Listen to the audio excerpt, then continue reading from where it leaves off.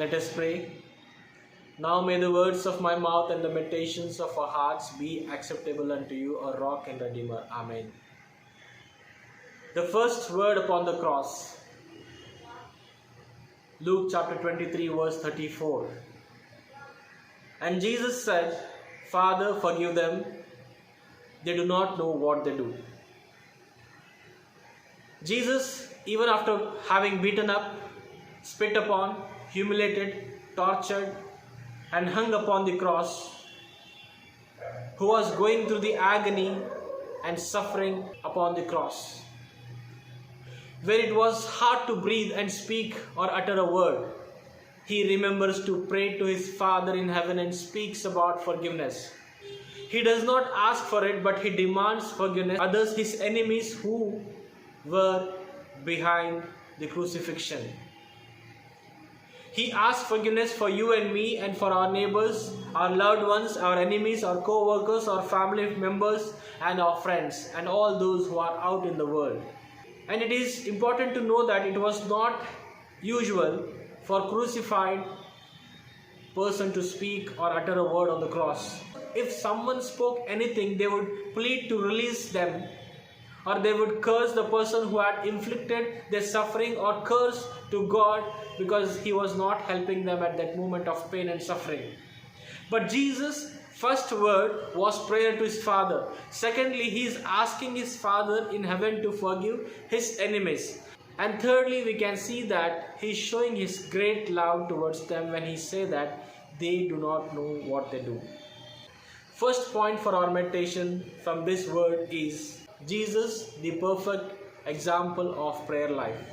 The very first word Jesus said was Father. We read about Jesus in the Gospel of Luke and Matthew, where he taught us to say a prayer beginning with Our Father. And whenever he had the time, he went into lonely place and began to pray. We can find several references in the Bible where we see that he went to the wilderness to pray. He prayed in the morning before light. He prayed all night on the mountainside. He went to a lonely side. He went to the Garden of Gethsemane and prayed. When he said Father, it reminds us that Jesus did not forget his Father, though he was suffering in his utmost pain. First, he remembered to pray to God. Second, we are reminded of his love and concern he had towards the people. Thirdly, his plea for the forgiveness of others and not for himself. And lastly, when he said, they do not know what they do, shows his abundant grace, mercy, and unfailing love for those who were responsible for his crucifixion and all the sinners of the world. He prayed for those religious authorities who were blinded by their own agenda. If you and me were hung upon the cross, our prayers would be for ourselves. We would pray God to help us and take out from the pain and suffering and the punishment. But I don't think that any one of us would pray for our enemies who were responsible for our pain. But our Lord Jesus Christ did. He calls to his Father and intercedes, asking forgiveness for his enemies. He is concerned for those people who are responsible for his crucifixion and asking God to forgive his enemies. Instead of thinking of himself and his own needs, even in his suffering, he is thinking of his enemies at the time. Though Jesus was exhausted and went through the experience of agony in the Garden of Gethsemane, the beatings, the cruel insults, and mocking by the soldiers and guards, despite of all this pain and rejection, denial, brokenness, despite everything Jesus had endured, he called upon his Father and said, Father, forgive them, they do not know what they do. He asked forgiveness for his opponent, his enemies, people who denied him, people who betrayed him, and people who ran away from him at the time of need. Jesus taught us to pray saying, Our Father, in the Gospel of Matthew and Luke. Here, he was the perfect example of his own teaching. Even at the cross, he was teaching us to pray and depend upon God constantly. Therefore, this first word of Jesus on cross always be our example of our prayer life, to address God in every circumstances that we may grow through in our lives. However, severe or depressing our situations may be in our life, let us remember to pray to our God, Jesus. Second point which we can take to our consideration from this word upon the cross is about forgiveness. Forgive others as Jesus did. First he said Father, by saying which he remembered his Father at every moment of his life. Second word which came after Father was forgive them. The word forgiveness is so important for each one of us to understand. Forgiveness is not to think about what had happened in the past, but forgiveness means to pardon, to excuse, to let it go. Jesus prayed, Father, forgive them, because he was putting into practice which he had taught in the Sermon on the Mount.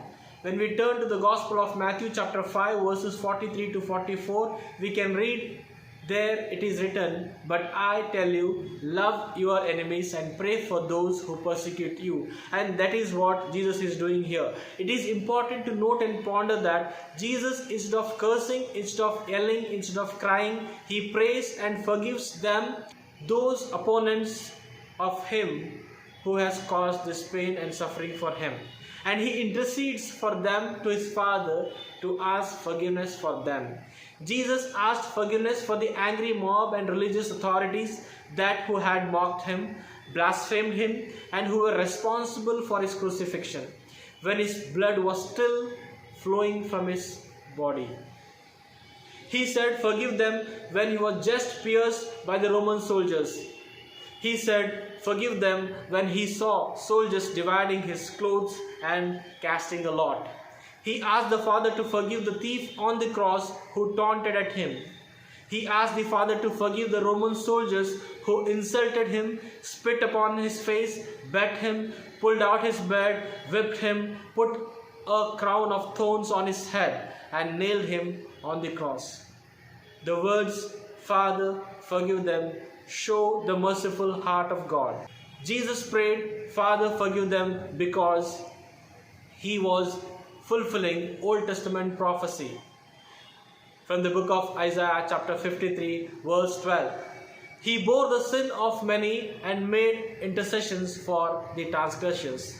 Jesus is our perfect example for forgiveness, to ask pardon for our sins and teach us to ask forgiveness for others who have wronged and cheated with us. Jesus, in his worst moments, troubles and agony and suffering, he prayed for others who were his enemies and for the people who left him all alone. Can we follow his example and forgive our enemies like Jesus did forgive?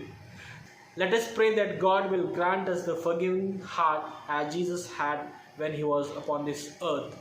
And third point I want to bring to your notice is about interceding for others. Jesus teaches us to intercede for others in this first word upon the cross. The last word in his first word is, they do not know what they do. Jesus prays to the Father to forgive them. Who are they here? To whom he prays? And who are they who do not know what they do?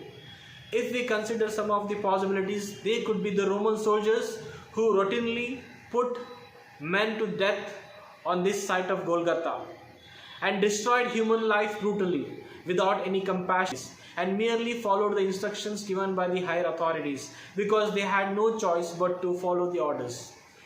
They may be chief priests and scribes who were the prime force behind the Jesus crucifixion, who used the temple for their own greedy trade and for making their own benefit. They gave Judas Iscariot 30 silver coins to betray Jesus, and they were the one who sent temple soldiers to arrest Jesus in the Garden of Gethsemane and stirred up the crowd to testify falsely against Jesus and demand for his crucifixion.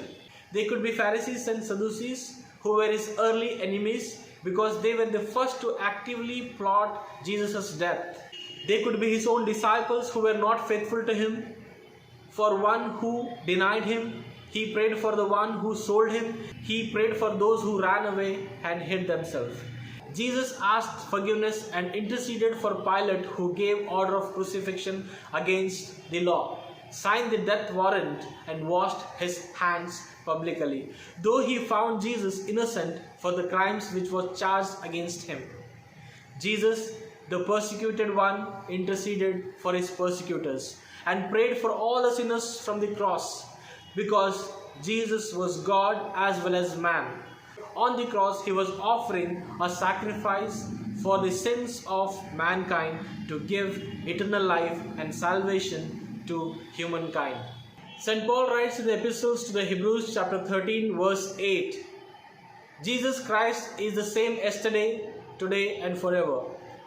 As Jesus prayed for his enemies then, he is still praying for us sinners of this world even today. Jesus said they do not know who and what they are dealing with, because you and me, we have taken granted our God's grace, His love and His mercy.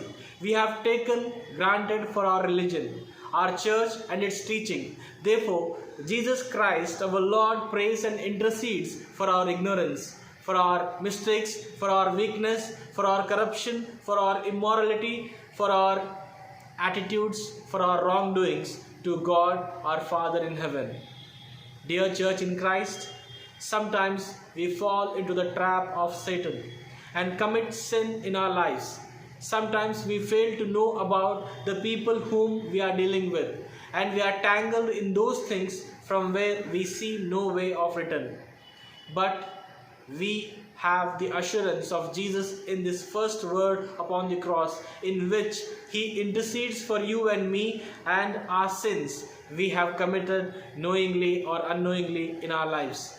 We have the assurance of forgiveness from God our Lord Savior Jesus Christ, and the assurance of acceptance from God our Father in heaven, because on the cross He was concentrating not just on them but on the whole humanity. In conclusion, the first word of Jesus Christ our Lord gives us the assurance of forgiveness to all of us, and teaches us to make Jesus as perfect example of prayer life and forgiving heart to intercede for others. May God bless you abundantly as we continue to meditate upon the words to come after the first word. Amen.